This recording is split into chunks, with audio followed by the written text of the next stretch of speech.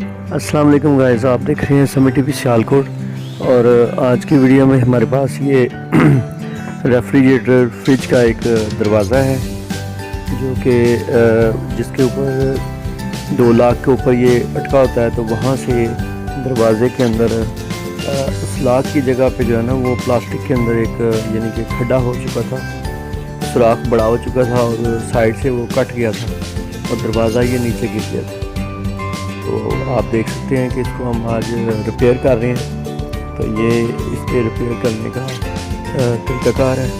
तो आप देख सकते हैं कि एक लोहे की हार्ड पतरी को मैंने उस जगह पे, जिस जगह पे ये दरवाज़ा रुकना था, वहाँ पे जहाँ पर इसका वो लीवर काम करना है, तो उस जगह पे मैंने इसको बेंडिंग कर लिया और इसकी साइजिंग से इसको काट लिया अच्छे तरीके से और इसको साइडों से रेगमार की मदद से, रेती की मदद से इसके किनारे को साफ कर लिया।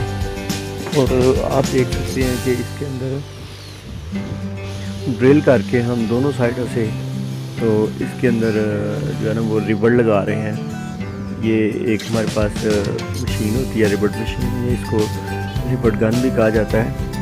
तो इसकी मदद से ना इसमें हम रिबर्स जो है ना वो लगा रहे हैं। तो ये एलुमिनियम की रिबर्स होती हैं जिसके अंदर के आयरन की एक वो पिन होती है।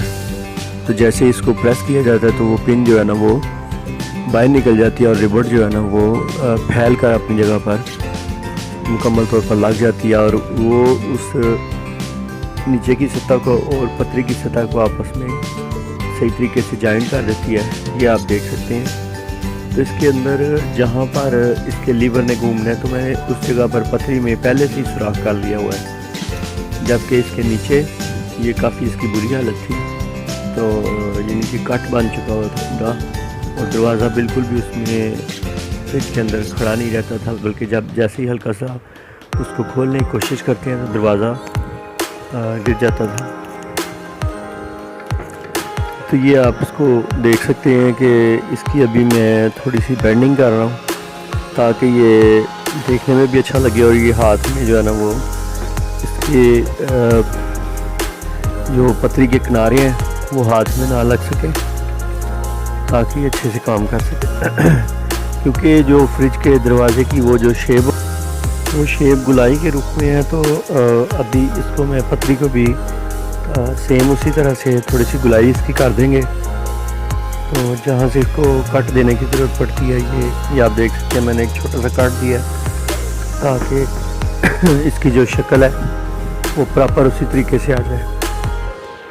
तो ये आप देख सकते हैं कि इसके नीचे की साइड पे भी हमने रिवर्स को लगा दिया और ऊपर भी लगा दिया, जिससे कि ये जो है ना वो बिल्कुल अपनी प्रॉपर जगह पर आ गया और ये देखने में भी बुरा नहीं लगता। और इसको हमने कोशिश की है कि ये जो इसकी पतरी हमने आयरन की ली है, इसको प्रॉपर उसी तरीके से जो ना उसी कलर में वो लिया गया ताकि ये उसके साथ प्रॉपर तौर पर मैच कर सके। तो आप देख सकते हैं कि इसको ज़्यादा मजबूत और बेहतर बनाने के लिए इसके अंदर नीचे की साइड पे भी 3 रिवर्स लगाएंगे। तो इसके अंदर स्क्रू नहीं लगाया जाता बल्कि ये रिवर्स लगाई जाती हैं ताकि क्योंकि स्क्रू वक्त के साथ जो है ना वो नरम हो जाता है तो प्लास्टिक की बॉडी के अंदर। तो रिवर्स जो है वो एक दफ़ा यानी कि अंदर अपनी शेप को टाइट कर लेती है, मेल्ट कर लेती है अंदर। जैसे ही इसको खींचा जाता है तो वो अंदर से ना बाहर की सतह को और अंदर की सतह को दोनों को मिला देती है। और ये इसके अंदर जो पिन होती है वो बड़े मजबूती से लगी होती है, जबकि वो उसको अंदर से टेढ़ा कर देती है और पिन बाहर आ जाती है, जबकि रिबड़ अपनी जगह पर बेहतरीन से लग जाती है। ये देख सकते हैं कि ये दरवाज़ा जो है ये अपनी पुरानी शेप में पहले की सतह में आ चुका है। तो गाइस आज की वीडियो यहाँ तक ही थी।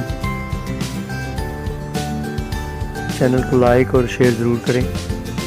और अभी इसके अंदर जो है वो एक प्लास्टिक का होल के अंदर जो है ना वो इसकी नाप के अंदर जहाँ पर लीवर ने घूमना है, काम करना है, तो वो जल्दी ख़राब ना हो जाए और कट ना जाए, उसके लिए इसके अंदर प्लास्टिक की एक नोज़ल डालते हैं।